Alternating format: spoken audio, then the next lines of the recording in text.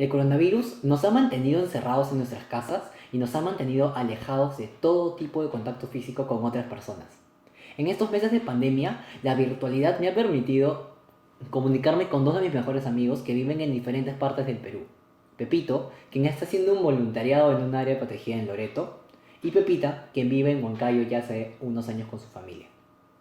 A todos nos ha afectado la pandemia de diferente manera. Sin embargo, el impacto que tuvo en nuestras ciudades fue muy diverso. Pero, ¿qué es el coronavirus? El síndrome respiratorio agudo severo coronavirus 2 o SARS-CoV-2 es un nuevo tipo de coronavirus que puede afectar a las personas y que se detectó por primera vez en diciembre de 2019 en la ciudad de Wuhan, China. Ese virus causa la conocida enfermedad COVID-19, en donde un 80% de los casos solo produce síntomas leves respiratorios. Los coronavirus se codifican en 4 proteínas estructurales. Cada una de estas se encuentran en una posición diferente y cumplen un papel único. Cuando una persona contagiada estornuda o tose, libera partículas pequeñas conocidas como aerosoles, y estas pueden quedar suspendidas en el aire debido a su bajo peso, ocasionando así un posible foco de contagio. El SARS-CoV-2 ingresa por las vías respiratorias y termina en los alvéolos. Como todo virus, este depende de su enzima receptora ECA2 para entrar a la célula.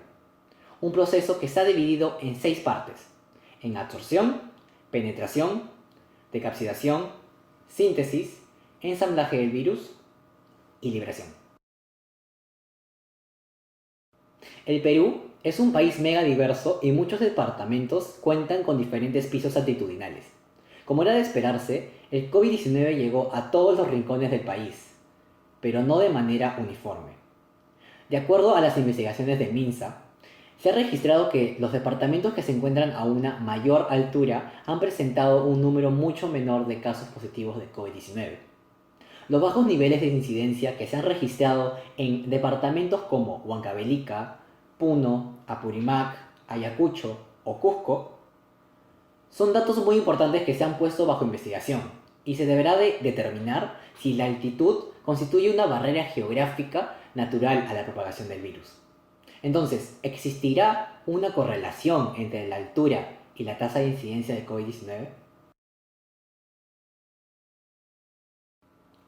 Hablemos acerca de las investigaciones anteriores.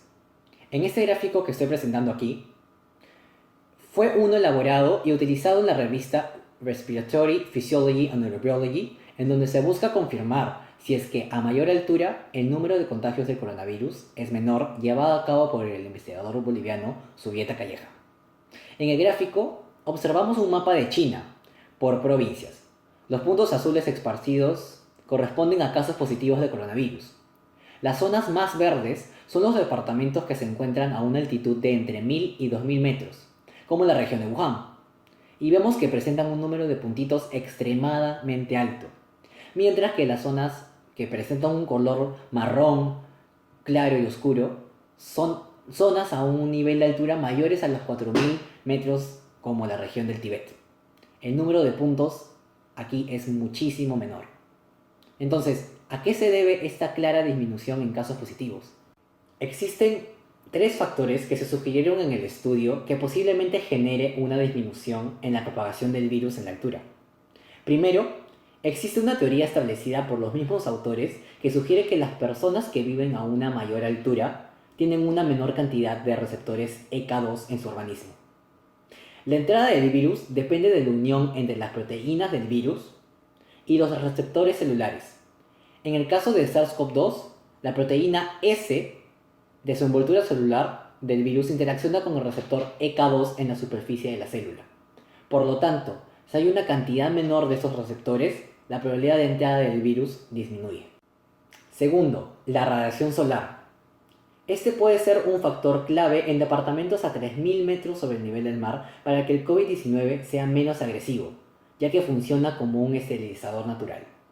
Según el mismo Zubieta Calleja, los niveles de radiación en esas alturas son extremas y hay una mayor exposición a esta radiación ultravioleta que permite esterilizar el ambiente, lo que ayuda así a disminuir el riesgo de contagio.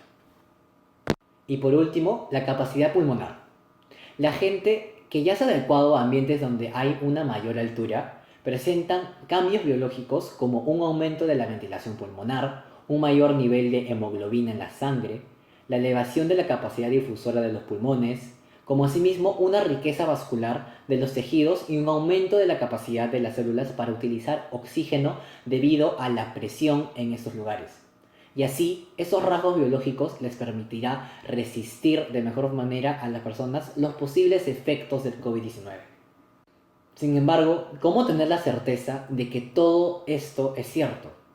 El doctor Michel Serry, infectólogo en la clínica de Avila, ha señalado que verdaderamente no podemos confirmar estas conclusiones al 100%. Según él, se trata de un estudio netamente epidemiológico, que toma lugares con alturas extremas y analiza su tasa de infección.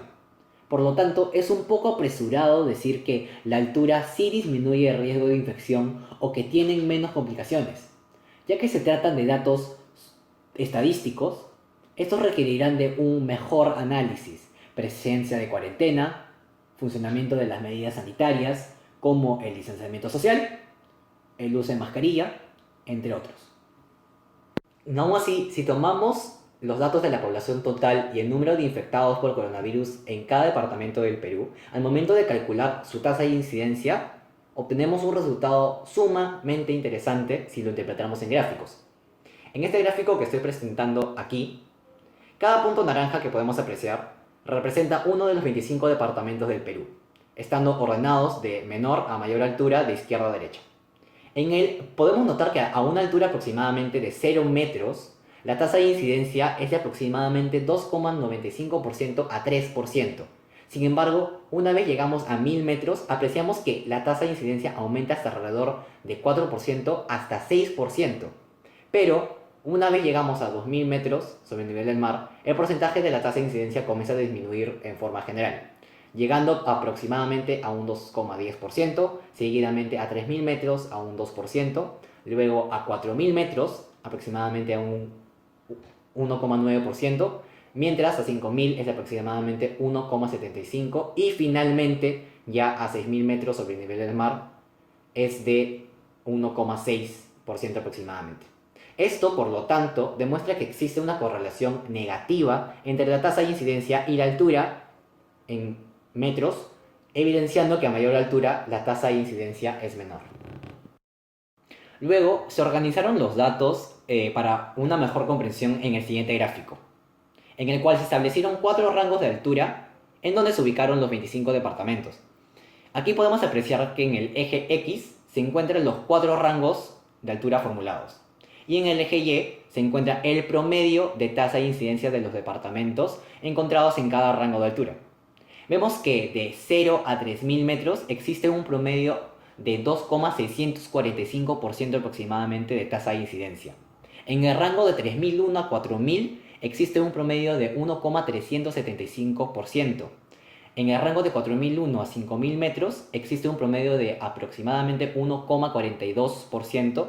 Y ya finalmente en el último rango, de 5001 a más altura, existe un promedio de 1,35% de tasa de incidencia. Esto nos indica, como en el gráfico anterior, que a mayor altura existe una disminución en la tasa de incidencia. Por lo tanto, podemos concluir de que se evidencia una correlación negativa entre la tasa de incidencia del COVID-19 y la altura, siendo las posibles causas la menor cantidad de enzima ECA2, la radiación solar y la mayor capacidad pulmonar de la población. Gracias a ambos gráficos, hemos podido visualizar cómo se evidencia una tendencia clara, pero aún así hay ciertos datos dispersos que se alejan de esa tendencia. Debido a los 3 factores presentados, podríamos decir entonces que estos previenen la propagación del virus en lugares de mayor altura, pero solo en cierta medida, haciéndola menos virulenta y disminuyendo así la cantidad de contagios por coronavirus. Sin embargo, debemos de tener siempre en cuenta, en consideración, los otros factores que puedan estar afectando o ocasionando variables o incertidumbres. Factores sociales tienden a tener un gran impacto en los estudios frente a la pandemia, ya que reflejan el accionar de la población frente a las medidas de prevención del contagio del virus, tales como el distanciamiento social, el uso de las mascarillas y el lavado de manos que ya hemos mencionado, ya que el incumplimiento de estas medidas pueden ocasionar grandes cambios en los resultados y tal vez generar diferentes conclusiones a las ya obtenidas. Pero sobre todo, este puede afectar a tu salud. Así que sigamos cuidándonos y sigamos cumpliendo con todas las medidas de bioseguridad.